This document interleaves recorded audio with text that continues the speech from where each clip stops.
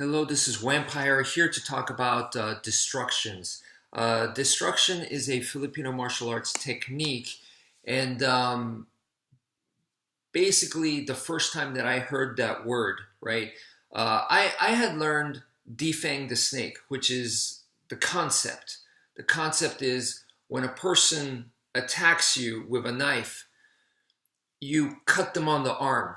And if you cut them on the arm, then you hurt their hand, so they might have to drop the knife, or they can no longer use that arm to attack you. So you're taking the fangs out of the snake, therefore the snake is no longer dangerous. That is the idea, right?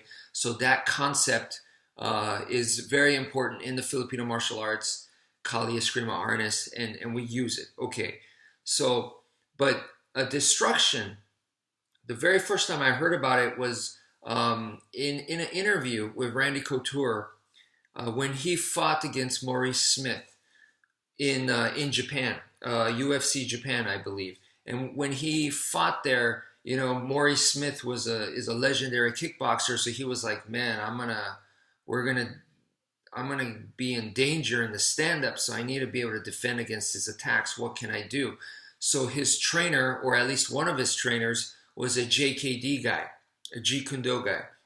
And that guy taught him a technique called a destruction.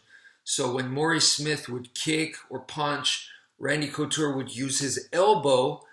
He would have this to protect, but at the same time, if he can, he would use the elbow to spike against the attack. So it follows the same concept as Defang the Snake. So if a kick was coming in, he would actually use the elbow to hit the leg, the kick. So he would try to hit the guy on the shin, and blast him that way. So that is a destruction. And another very famous example is actually also from the UFC. It was Chris Weidman versus Anderson Silva. And I believe it was the second match, not the first one. So in this second match, it's the one where Anderson Silva breaks his leg. And how did that happen? Was he throws a low kick, basically targeting your thigh, so that it becomes all tense, and after a while you're not going to be able to walk. So he does a low kick. Chris Weidman uses what is called a destruction. So he points his knee right at the shin. So Anderson Silva's leg kick, the shin is coming in and rams against Chris Weidman's knee, and the leg snaps. And it's a brutal technique, and the result was absolutely devastating, where the leg just it completely bends forward where it's not supposed to, or it just completely snaps, and it's all like flopping around, and it is very, very disturbing and violent looking, but tremendous injury, tremendous injury. So that's a destruction, okay? So, so Paul Vunak, world famous JKD guy, right? So also really, really awesome Filipino martial arts guy, and awesome in a bunch of other martial arts as well. So Paul Vunak teaches a destruction where the guy punches and he just puts his elbow and makes the guy's fist run into the elbow, right? And apparently, back in the day, I think it was when Paul Vunak was asked to teach the Navy SEALs over in, I don't know, North Carolina, South Carolina, somewhere over there. He was asked to teach, so he went over there to the East Coast to go teach the Navy SEALs. And I think it was during this time he went to the local bar to get into street fights and bar fights to test out his material. And him and his student, he had a student who is also an instructor, but he had this guy to be his assistant instructor there. And this guy, in an interview, said that he saw Paul Vunak use a destruction in an actual street fight or bar fight. The guy threw a punch, Paul went like that, and bam! And the guy's knuckle just split wide open and just blood everywhere. And, that's all she wrote type of thing. So, I, for one, believe that happened. I kind of don't see why do they need to lie about that? I think that really happened, so I believe them, But in my personal experience, one example I could give you is when I was training with an MMA team. There was a guy in the class who was the best boxer in the class, so he was a good boxer, and I sparred against him. And yeah, he was wearing the MMA gloves, so my elbow strikes onto his fist. It was protected for sure, without a doubt.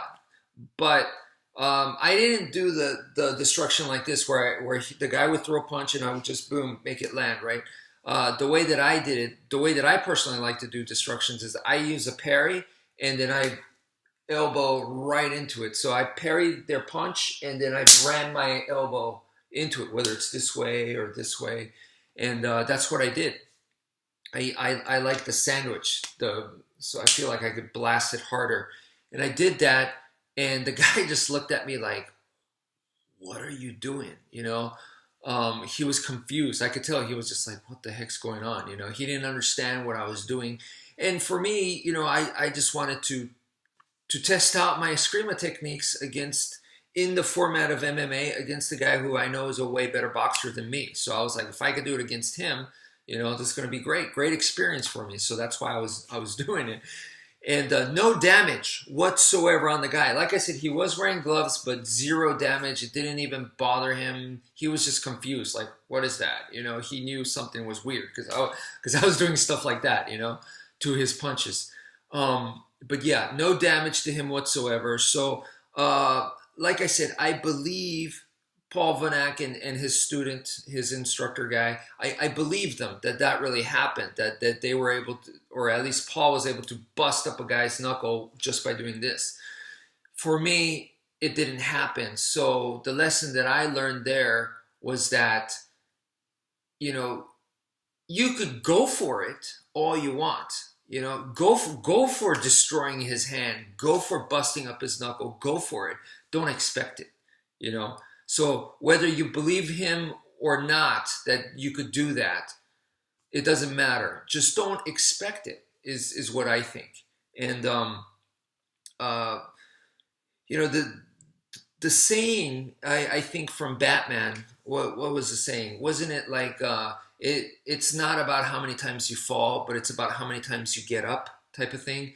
So I feel like it's not about you do a destruction and the guy's limb is destroyed, or his hand is crushed, or it's not about that.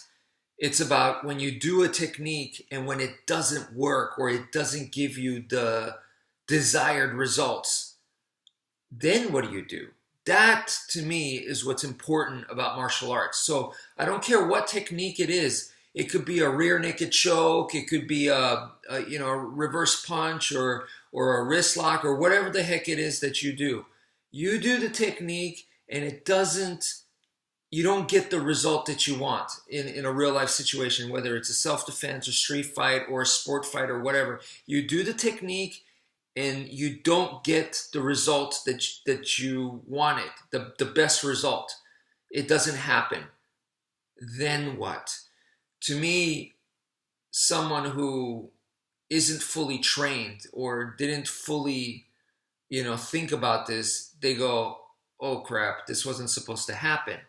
That's the worst to me.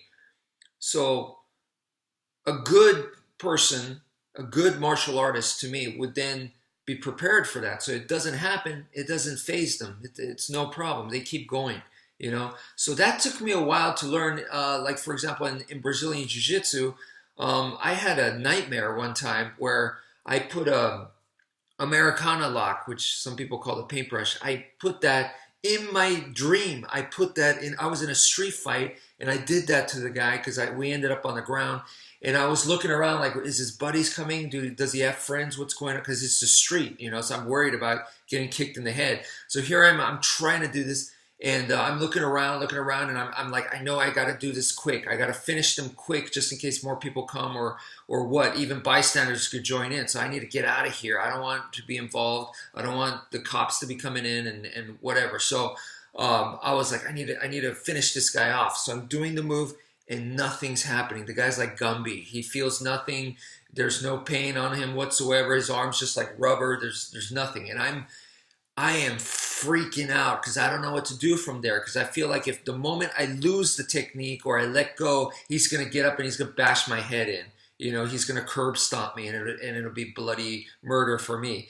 So I wake up panicking and breathing hard. And at that moment, I decided, you know what? I'm never, ever going to rely on a submission again. From now on, in class, I'm going to let go of all the submissions. And that's what I did. I get a submission, let it go. I pretended that it didn't work. Now what do you do?